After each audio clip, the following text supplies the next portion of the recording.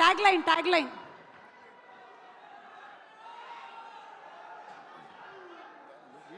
ఎవరైనా చెప్పొచ్చు.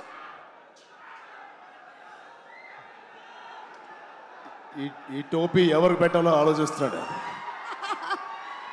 సో అది సాయి దుర్గతేజ్ మీరేనా? నేనే అండి. ఓకే, అప్పుడు మీ వయస్సు 5-6.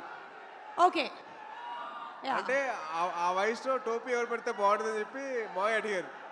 ఓహో, సో మీరు పెట్టేసుకున్నారా? Okay, next picture please. Next picture. కొంపతీసి అది మీరు కాదు కదా? మా అమ్మ షాపింగ్కి వెళ్ళినప్పుడు చూసుకోరా కొడుకుని అని చెప్పంటే మాయ బొమ్మలతో పెట్టేసి నా కాలు మధ్యలో లాక్ చేస్తారు. కాలు పెట్టి లాక్ చేసింది మిమ్మల్నే కదా? ఓకే. అది మా అమ్మగారు చెప్పిన వరకు జాగ్రత్తగా చూసుకోరా అంటే అది చెప్పి అమ్మ జాగ్రత్తగా చూసుకోమంటే మావయ్య అంత జాగ్రత్తగా చూసుకున్నారు. ఆ అనుబంధం అలా పెనవేసుకుంది అప్పటి నుంచి. Okay, next picture.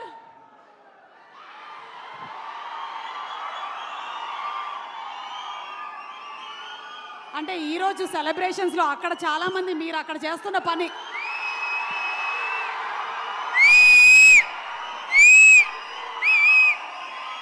మాటలు లేవు ఒకటే. Thank you super. Okay, next picture please. Ram Charan గారు, ఈ పిక్చర్ గురించి మీరేమైనా చెప్పాలనుకుంటున్నారా? ఇందాకటి ఇదైనా పర్వాలేదు. అది క్లియర్గా కనిపించలేదు. నేనేనా ఎవరు తెలియట్లేదు. నేనే. మీరిద్దరే కదా? యా, మేమిద్దరమే. ఓకే, సో మీ ఇద్దరి మధ్యలో ఏమైనా అప్పుడు anything that you remember your childhood memory? ఆడిని బాగా ఏడిపించేవాడిని.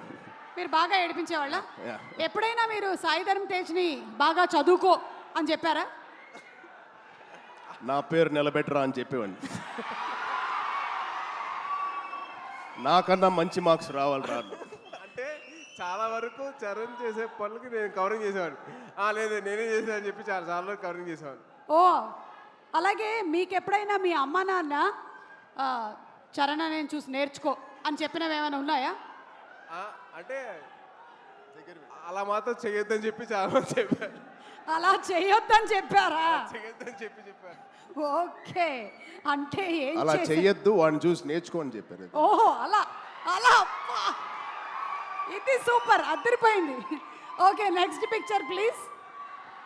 వావ్, ఇంకొకళ్ళు కూడా అక్కడే కిందే కూర్చొని ఉన్నారు. వైష్ణవ్ తేజ్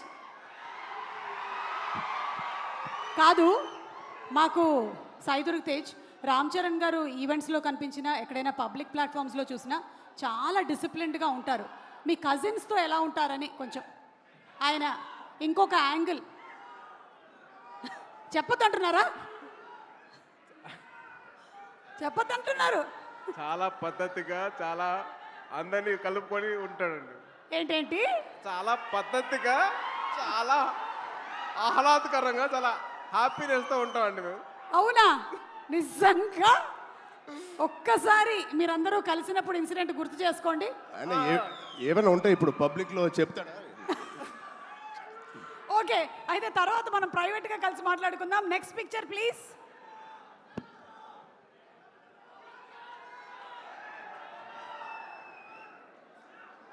ఏమండి, మీరు ఇలా సరదా తీర్చుకున్నారా? గౌనేసి నగలేసి? అంటే ఏం లేదండి, ప్రతి ఒక్క అబ్బాయిని ఆ అమ్మాయిలాగా తయారు చేయడం మదర్ అలవాటు. మా మదర్ ఎందుకు చేశారని చెప్పి అడిగితే, అరే ప్రతి ఒక్కళ్ళు అమ్మాయి కూడా ఉంటారు, సో అమ్మాయి నేను కూతురు చూసుకున్నాను, నీ కూడా అర్థం చేసుకోవాలి, బయట వాళ్ళ అమ్మాయిలు ఎలాగ రెస్పెక్ట్ చేయాలో నేర్చుకోవాలి, సో ఇలా చేశాను అని చెప్పింది. సో మా మదర్ చేసింది ఏంటంటే, ఎదురు అమ్మాయిల్ని రెస్పెక్ట్ చేయడం నేర్చుకో అని చెప్పి నాకు డ్రెస్ చేస్తారు. అంటే ఇదంతా మీకు అప్పుడే అర్థమైందా? ఇప్పుడు కాదు, తర్వాత చెప్పారు. ఎందుకమ్మా చేశారంటే అప్పుడు చెప్పారు అన్నమాట. ఓకే, ఆ వయసులో కాదు, ఆ వయసులో అసలు క్వశ్చన్ తెలియదు. Okay, so pictures over. Ram Charan గారు, ఒకవేళ మీరు తనని ఇప్పుడు ఆశీర్వదించాలి అంటే ఈ రెండిట్లో ఏం చెప్పి ఆశీర్వదిస్తారు? ఏ, శీఘ్రమేవ కళ్యాణ ప్రాప్తిరస్తు. బి, బోల్డ్ అన్ని పాన్ ఇండియా ఫిల్మ్స్ ప్రాప్తిరస్తు. అది ఎలాగో చేస్తాడు కాబట్టి ఆల్రెడీ 38 ఇప్పుడు ఎంతో అయినా వీడికి తొందరగా చాలా చెప్పండి. చాలా బండ ప్రేమ వీడిది. చాలా గట్టిగా ప్రేమిస్తాడు ఎవరినైనా. అది అది అది ఎక్కువ శాతం ఇప్పుడు అబ్బాయిలకే అవుతుంది, అమ్మాయిలు కూడా ఉంటే బాగుంటుంది. అంటే పెళ్ళి అనేది దీవించేశారుగా,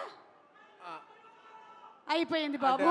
అట్లా అంతే అనుకోండి. అంతే అంతే. అక్కడ ఆల్రెడీ సంసార సాగరాన్ని ఈదుతున్నారు. ఇప్పుడు 41 రోజుల మాలలో ఉన్నారు స్వామి. ఓకే, ఏదైనా ఇప్పుడు మనం ఊచకోత గురించి మాట్లాడాం కాబట్టి ఏ టైంలో జనరలీ రామ్ చరణ్ గారి సరౌండింగ్స్లో ఉండకూడదు? అంటే ఊచకోత అంటే కోపం వచ్చే టైం. ఎప్పుడు లేదు, ఎప్పుడు హ్యాపీగా ఉంటాను. అవునా? చాలా వరకు ఉపాసన గారు చాలా కోపం అనేది చాలా తక్కువ అండి. నేను చూసినంత వరకు అయితే కోపం చాలా తక్కువ. అంటే అసలు ఇప్పుడు పైగా